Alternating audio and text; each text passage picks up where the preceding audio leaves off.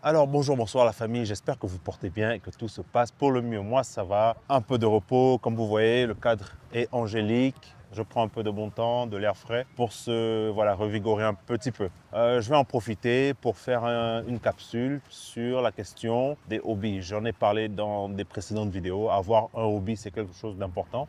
C'est quelque chose de très bien et d'important. Et je vais ici aller un peu plus en détail, expliquer pourquoi et prendre l'exemple que j'ai, moi, qui est celui de la photographie, qui est un hobby que j'ai et que j'essaie de développer même, pourquoi pas, une étape un peu plus au-dessus. Alors, ce qu'il faut savoir lorsqu'on a un hobby, c'est qu'il peut avoir plusieurs fonctions. Un hobby n'est pas qu'une distraction, ce n'est pas qu'une façon de passer du bon temps, c'est aussi plusieurs fonctions très importantes. Alors moi, je parlais de la photographie, par exemple, qui est un hobby que j'ai. Je pratique la photographie en amateur, hein, semi-pro amateur. Et une des fonctions de ce hobby-là, un des intérêts, par exemple, pour moi, sera de pouvoir taper un peu dans ma créativité en dehors de l'aspect technique de ma profession, de mon métier de base. C'est-à-dire qu'au quotidien, dans mon travail, au boulot, dans mon métier, c'est plus ou moins technique, c'est très technique même. Et en ayant un hobby comme la photographie, ça me permet de taper un peu aussi dans ma créativité finalement. Taper dans ma créativité, ça veut dire pouvoir se découvrir aussi un peu. Ça veut dire découvrir d'autres facettes de moi, découvrir d'autres aspects de ma personne. La photographie ou le fait de taper un peu dans ma créativité, c'est quelque chose qui aussi, quelque part, permet de nourrir l'âme. C'est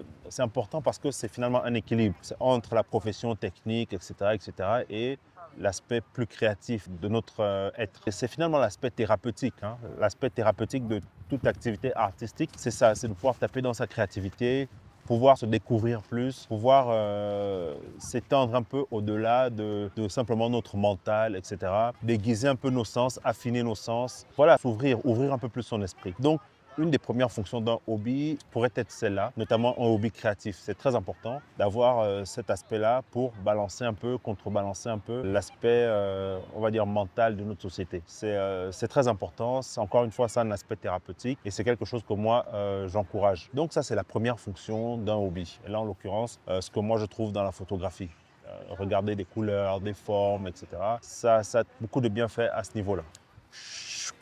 J'ai dû rentrer, pardon, il y avait beaucoup de vent dehors, le son n'était pas très bon. Donc, une autre fonction d'un hobby, en prenant toujours la photographie comme exemple, sera donc finalement la socialisation, le fait de se socialiser et simplement d'étendre un peu son réseau personnel. Le réseau personnel, j'en ai parlé, j'ai expliqué dans une précédente vidéo pourquoi c'est important. Je mettrai peut-être le lien sur la vidéo quelque part. Donc, étendre son réseau et sociabiliser. Vous savez, une activité comme la photographie est reliée à un éventail de domaines très, très larges. Contrairement à ce que, alors, beaucoup de gens peuvent percevoir, hein, des profanes notamment, la photographie est très large en termes de domaines qu'elle attire autour d'elle. Quand on parle de photographie, il y a plusieurs niches. Il y a de la photographie dans tout ce qui est modèle et design, par exemple. Dans tout ce qui est modeling, design, la mode, il y aura de la photographie. Dans tout ce qui est artistique, créatif, donc le cinéma, la musique, il y aura de la photographie. Dans tout ce qui est business,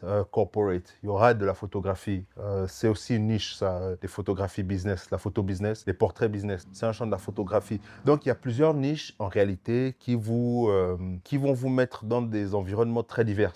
Donc, un hobby comme la photographie, par exemple, va me permettre de rencontrer des personnes que je n'aurais pas peut-être rencontrées dans d'autres circonstances, même dans un domaine qui n'a rien à voir avec la photographie. Souvent, si on prend la mode ou le design, par exemple, donc tout ce qui est show, etc., si vous allez à des défilés de mode, vous allez rencontrer des personnes, hein, des dames, des enfants, enfin des femmes d'un tel, des enfants d'un tel, etc., etc. C'est souvent la classe sociale, ce sont souvent le genre de personnes qui participent à ce genre d'événements-là parce que ce sont les personnes qui s'habillent éventuellement dans ce monde-là, dans le domaine de la mode. Donc vous voyez bien que par l'intermédiaire de la photo, j'entre dans des réseaux qui, eux, sont liés à d'autres réseaux, parfois par des aspects complètement anodins, comme la famille, des choses comme ça. Je ne compte plus le nombre de fois où je me suis rendu dans des événements de ce type-là et que j'ai rencontré des personnes qui n'avaient rien à voir. Et puis après, ah, mais tiens, je travaille avec un tel dans telle boîte, etc. Un tel dans telle boîte, mais simplement parce qu'en fait,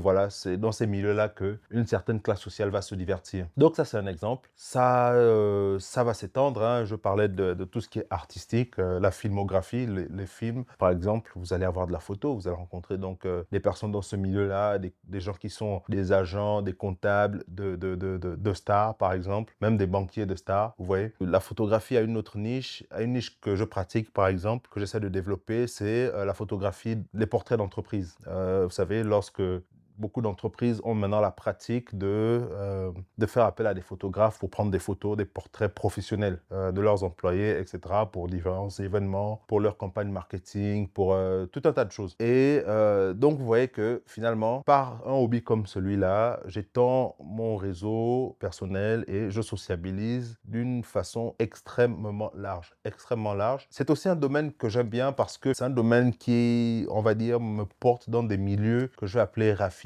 Je vais revenir sur cette notion-là. C'est aussi très important hein, lorsqu'on parle de développement personnel. C'est quoi le raffinement? Comment il faut chercher le raffinement? La valeur du raffinement dans notre être, dans ce que nous sommes et puis dans ce que nous projetons. Ça compte, etc., etc. Il y a tout un ensemble de choses autour de ça. Mais donc, voilà encore un aspect de la photographie. Donc, c'est de pouvoir sociabiliser et étendre son réseau de façon vraiment, vraiment, je vous assure, vraiment inattendue. Vraiment inattendue. Et puis, c'est un hobby, contrairement aux idées reçues que beaucoup de gens ont dans des milieux très professionnels, hein, très élevés. Vous allez vous rendre à des séminaires, des conférences, par exemple, de personnes qui sont perçues comme des mentors, hein, des maîtres en la matière. Vous allez vous rendre compte que il y a le directeur de telle compagnie, il y a un tel, il y a un tel. La photographie n'est pas leur métier de base, mais c'est un hobby qu'ils ont et ils s'intéressent aussi à ce genre de choses-là. Donc, beaucoup de gens font de la photographie hein, dans le milieu professionnel. Donc, voilà, un hobby, ça peut être aussi ça. C'est vraiment une porte ouverte à beaucoup de choses comme celle-là. Ça, c'est un autre aspect. Donc, voilà une autre fonction donc, d'un hobby. Thank you very much for coming. So the idea behind this networking event was just to gather up to learn more about portrait photography. We're gonna have two amazing teachers over here teaching us how to do the portrait photography. Because I was thinking how we could start this event off, since we don't know each other so well. Let's do just like introduction game, like in 1 minute, like who you are, what you're doing, and what you're planning to learn. So I'm Lauris, I'm from Space Photo. I'm organizing these events with the help of my director Peter. So I'm a property photographer. I don't do portrait photography. That's why I'm here to learn more about it, about light setups. Zero knowledge, so this is what I want to learn today as well. Yeah. Enfin, troisième et dernière fonction, il y en a sûrement plus. Hein. Moi, je cite celles qui me semblent pertinentes, auxquelles je fais appel moi-même. Une autre fonction que je vais illustrer aussi, toujours au travers de la photographie, c'est d'élargir finalement son champ de compétences. Contrairement aux idées reçues, encore une fois, moi, par exemple, je travaille dans un domaine qui est très technique. Je fais de l'ingénierie, entre guillemets, et on ne penserait pas forcément trouver des compétences pour ce domaine-là dans un domaine comme la photographie. Mais plus vous évoluez en termes de hiérarchie, en termes de compétences, etc., plus vous allez vous rendre compte que les domaines dans lesquels vous allez taper pour trouver des compétences sont très variés. Plus concrètement, je donne un exemple. Vous savez, en faisant de la photographie de portraits d'entreprise, par exemple, vous allez commencer à apprendre les postures. On ne prend pas un portrait au hasard. C'est-à-dire qu'il y a une position. Selon que vos yeux vous regardent vers le haut, vers le bas ou droit, vous allez inspirer des choses différentes. Selon la posture de votre corps, vous allez inspirer des choses différentes. Et ce genre de choses-là vous permettent finalement d'apprendre aussi finalement à lire le langage corporel. Et donc, si je suis amené à faire des entretiens, à passer des entretiens par exemple, ou à faire passer des entretiens, ce genre de choses-là, c'est des éléments que j'aurai comme atout, que j'aurai à ma disposition pour essayer de lire le candidat, lire la personne à qui je parle, lire au-delà de ce que la personne me dit, je pourrais essayer d'avoir un peu plus d'informations par ce genre de choses-là. Vous savez, vous pouvez inspirer la confiance. Certains vont vous inspirer simplement par le langage corporel, vont vous inspirer parfois peut-être de la timidité. Certains vont vous inspirer peut-être de la peur, d'autres vont vous inspirer de la détermination. Et c'est des choses qu'on peut vraiment lire avec le langage corporel. Et c'est quelque chose que voilà, j'ai pu noter, que j'ai pu développer par la photographie, simplement. Voilà. Ce n'est qu'un exemple, il y en a plein d'autres hein, comme ça. Mais vous voyez encore qu'une fois que finalement, taper dans la photographie, dans un hobby créatif, me permet d'élargir finalement mon champ de compétences d'une façon finalement inattendue, mais très pertinente. Parce que c'est des outils non seulement que je peux utiliser, comme je disais, dans le cadre d'entretiens que je peux faire passer, etc., pour lire des potentiels candidats ou même des potentiels partenaires. C'est intéressant. Ça me donne une dimension supplémentaire hein, dans mon panel de compétences, mais c'est aussi des éléments que je peux utiliser à mon compte pour projeter une certaine image si j'ai besoin, etc., etc. Donc, vous voyez qu'on devient plus subtil là. Vous voyez que ça devient très pertinent. Et donc, voilà. Voilà encore une fonction supplémentaire d'un hobby. Là, en l'occurrence, celui de la photographie. Mais je prends la photographie comme exemple parce que c'est celui que je pratique. Mais c'est quelque chose que vous allez retrouver dans beaucoup d'autres hobbies, d'autres aspects. Et moi, je conseillerais plutôt d'aller vers des hobbies créatifs. Si vous êtes un créatif, essayez de taper plutôt là-dedans à côté de votre profession de base. Maintenant, si vous êtes déjà de base quelqu'un qui travaille, qui fait de l'argent dans un domaine créatif, vous pouvez essayer de taper plutôt dans quelque chose d'un peu moins créatif, quelque chose peut-être qui aura tendance à aller vers peut-être de l'activité physique, vers du sport, des choses comme ça, ou des jeux, certains jeux de logique, les échecs, ce genre de choses-là. Vous voyez ce que je veux dire? En gros, ce que je vais expliquer ici, c'est vraiment essayer de trouver, apprenez à construire un certain équilibre, à construire, parce que déjà, il faut comprendre ça, il faut comprendre, avoir cette compréhension-là de l'être. On a besoin de plusieurs aspects de notre être. On a besoin de nourrir notre âme de différentes façons. Si vous donnez qu'un seul type de nourriture à votre corps, vous allez être en carence de quelque chose à un moment donné. C'est pareil pour l'esprit. Donc, à un moment donné, il va falloir pouvoir donc regarder à différentes choses hein, pour essayer de nourrir différentes facettes de votre esprit. Et c'est très thérapeutique, ça vous élève, c'est quelque chose qui ne peut que vous aider. Et le cas échéant, pourquoi pas encore vous ouvrir des portes que vous n'attendiez même pas, ce qui est le cas pour moi. J'ai eu, comme je disais tantôt, voilà, mon réseau personnel, etc., s'est élargi par des choses assez banales finalement. Donc voilà encore une fonction supplémentaire là, d'avoir un hobby, c'est quelque chose d'important. Comme je disais, ne négligez pas ça, prenez ça au sérieux. Essayez d'en découvrir un, de vous y investir un peu là-dedans. Ça ne peut que vous apporter de bonnes choses. La photographie, moi, alors pourquoi pour conclure, pourquoi la photographie? Bon, à la base, j'aime le cinéma. C'est quelque chose que je pense m'a été transmise par mon père. Je suis féru de cinéma, donc j'aime les images. J'aime les images. Je suis le genre de personne qui aime regarder, par exemple, des vieux films en noir et blanc. Pourquoi? Parce que depuis que je me suis mis à lire un peu sur l'histoire de l'art, hein, l'histoire de la photographie, ce genre de choses-là, mon regard, pour ce qui est des œuvres de ce type-là, cinématographiques et autres, a changé. Ça change en fait. Quand je regarde un film, je ne regarde plus, ou une œuvre, hein, je ne regarde plus de la même façon qu'un œil, on va dire, qu'un œil profane. Il y a des choses que j'essaie de repérer, etc.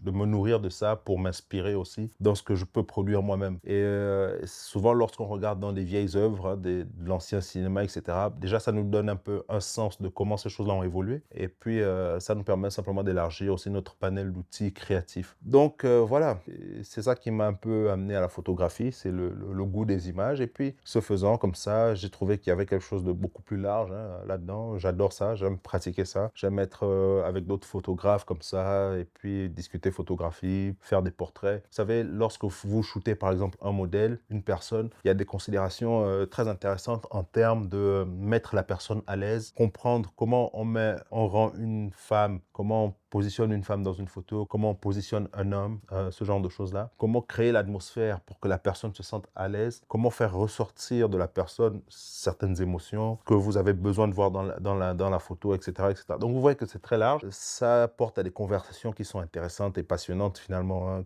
c'est une autre façon, une autre fenêtre, on va dire, de regard sur l'être, sur l'humain, sur la potentialité humaine, etc., etc. Voilà, trêve de bavardage. Comme toujours, je fluffe un peu, mais tout ça pour dire qu'un hobby, c'est très important. J'ai essayé de citer 3 fonctions qu'un hobby peut vous apporter. Ne négligez pas ça. Essayez vraiment d'en trouver un. Comme j'ai cité, il y a, selon ce que vous faites, essayez de voir ce qui peut vous convenir parce que voilà, lorsqu'on fait du développement personnel, c'est vraiment ça quoi. On nourrit son âme de toutes les façons possibles, hein, du mieux qu'on peut avec. Et il y a beaucoup d'outils pour ça. Il y a beaucoup d'outils pour ça. Et souvent, c'est aussi des choses qui ont à voir avec l'éveil des enfants. Et moi, je recommande beaucoup aux parents hein, qui peuvent vraiment de s'atteler à essayer d'aiguiser l'éveil de leurs enfants. Déguiser l'éveil des enfants, c'est quelque chose qui se fait. Mais pour ça, il faut déjà avoir un sens un peu soi-même, un sens de raffinement pour capter ce genre de choses-là. Encore une fois, je pense que moi, c'est pas un hasard. C'est pas un hasard, c'est des emprunts familiaux, hein, ici et là. J'ai des artistes, de grands artistes dans ma famille. J'ai des... voilà, c'est pas un hasard. Donc, voilà notre outil à mettre dans votre arsenal de développement personnel. J'espère que ça vous aura éclairé un peu plus sur la question des hobbies, ça vous inspirera un peu plus. Et puis, merci de m'avoir écouté et je vous dis à la prochaine vidéo. Tchuss!